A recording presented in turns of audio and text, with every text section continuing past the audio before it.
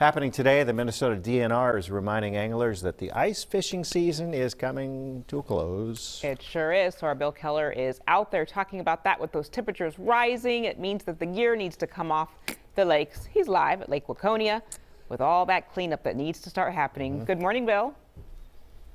Good morning, Dawn. Yeah, as the land of 10,000 lakes, really no surprise, fishing is big business. But when the lakes in Minnesota freeze over, a lot of anglers don't just stop then. They don't quit during these long, cold winters. In fact, you can see there are still plenty of ice houses out on the lakes here, plenty of thick ice, but that is going to change soon. In fact, soon they could find themselves on thin ice, getting those ice houses off, a whole different deal.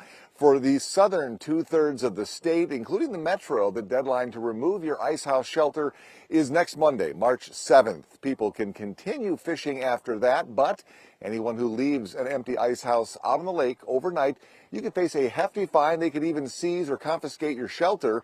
The DNR is also reminding anglers to clean up after themselves, get that trash removed when they come off the lake. They say it's been an ongoing problem now as folks leave garbage out there on the water, and they say you got to remove those shelters. They say it's actually been polluting the lakes and creating hazards, everything from empty beer cans and spent propane canisters to debris from abandoned shelters. Again, the deadline to remove those ice houses for most of the state is Monday. Anglers in northern Minnesota have a little more time to keep catching their limit. The deadline to remove those shelters up north, March 21st. Back to you guys. All right, Bill, thank you.